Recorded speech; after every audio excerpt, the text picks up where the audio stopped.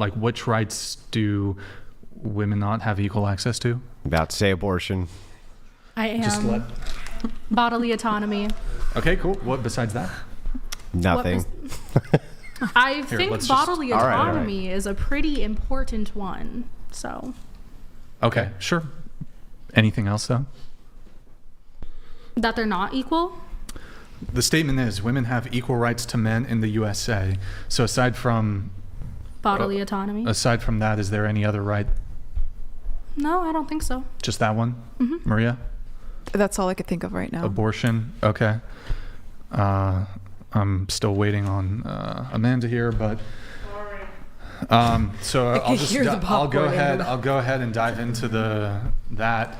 How would that be evidenced? Because when we're talking about equal rights, that would indicate like a man has a right that a woman doesn't, right? When it comes to abortion, men have no reproductive rights whatsoever. And so wouldn't it actually be equality to actually completely walk back women's rights to abortion? That would create equal rights. I'm sorry, no. So men don't have to carry a fetus. Neither do women. Right. Okay. Well, hold on. No. Hold. I want to engage with you on that. Okay. So men don't have to carry a fetus, but what does that have to do equal rights? That has to do with comparisons between men and women. Okay. Right. So men don't have any reproductive rights. So where's the inequality? Okay, go ahead. My second point is men, when they want to get a vasectomy, that's an easy doctor's visit. They get pain meds. They get told to stay off their feet for like 3 days. They can get a vasectomy, no worries. But if a woman wants to get their tubes tied to prevent the same thing, and because they don't want to have kids, they have to go through a bunch of like hoops to jump through. They have to, depending on what state you're in and depending on what doctor you have and insurance. Yeah. Whatever. So can I respond, or do you have more? I was going to say that the requirements for that are you have to be married. You have to have at least 3 kids, give or take. This is completely just factually untrue. That's very true. Is there a law? You'd have It's not law. It's not law. It's not it's law. So it's up to the doctor's individual. If you go to a doctor. So you're saying all doctors have this mandatory, you need to have had 3 children and you need to be married? I'm just saying it's a very heavy bias. Mm-hmm. So it's not, that's why. It's fake news, but okay. It's fake news. You want to tell the many women who were denied getting their tubes tied? Sure. You want to tell the many private doctors who got refused to get their uterus taken out because of endometriosis? It's a lot of private doctors that would do it. Hold on. But you're saying, you're putting forth, you're putting forth like a position where you're saying essentially all these doctors, the requirement is the woman has to have had 3 children and be married. Sometimes they even have to have the husband sign off on it too. Yeah. While perhaps it could be the case that there is anecdotal evidence that this has occurred, this certainly isn't widespread. And you would have to like pull these OBGYNs or whatever the doctor is that does this procedure. You'd have to like actually provide evidence that this is a widespread practice and like some sort of like, and I don't think the medical literature indicates that that's the requirement to get a hit. You mean the medical literature that literally hasn't tested women's period products for actual blood until last year? You mean the same medical system that derived off of men and thought that women were mini men, even though they have completely different organs, different functions, different hormones? To You're your talking point, about the same medical I'll address system? your hysterectomy thing. Yeah, the same one. It's not hysterectomy. That's 2 different things. Cool. Or what was it? Yeah, it was tied. Tubes tied. Excuse me. Hysterectomy is usually a medical thing that's necessary. I misspoke. I meant getting your tubes tied. So okay.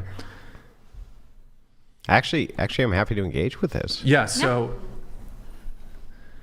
one of the differences that immediately comes to me is that it's a much more invasive procedure to get your tubes. It is to get your tubes tied. I don't know if you want to be another science denier. It is medically more invasive to get your tubes tied.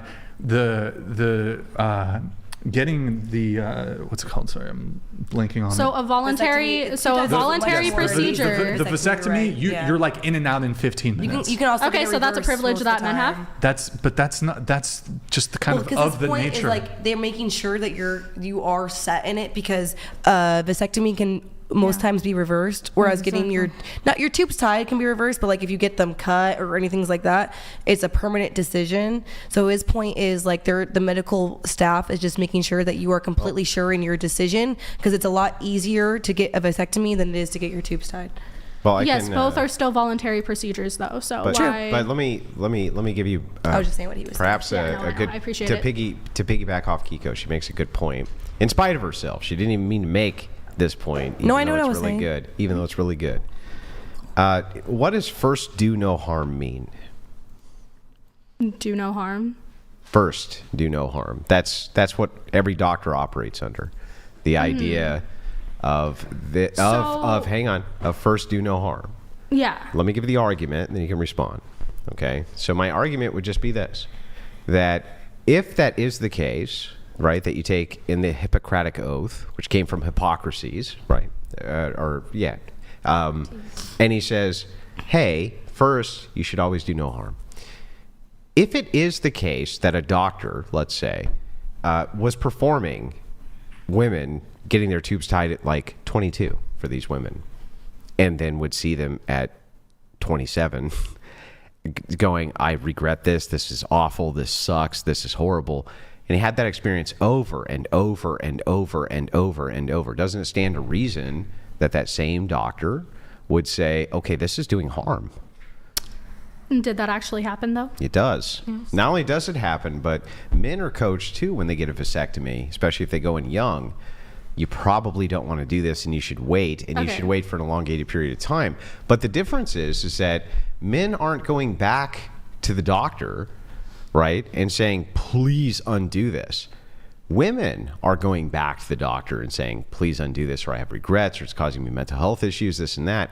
If it were the case that you're a doctor and this is being reported to you by most of your female patients who you do this on when they're young, and your oath is to not do any harm, at what point would you think you were doing harm? Okay, well, what about the women that you're turning away from getting these procedures and they have severe endometriosis or ovarian cysts, or if they get pregnant, it can be detrimental? Women aren't getting turned away for that. Wait, I have a question for you. Yeah. I have a question for you. So, you're saying that these doctors who are continuously consulting with their female patients and checking on them and making sure that they're ready, couldn't we almost reverse this argument and say that this is actually evidence, like, oh, the men, go ahead, sterilize yourself, but the doctors give a bit more care when it comes to the women?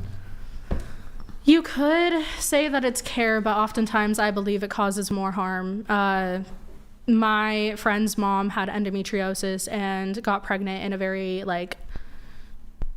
dangerous time to get pregnant, and luckily everything was fine. But if something bad had happened, she wasn't able to get hysterectomy look, until after. We're moving off the topic here. The topic originally was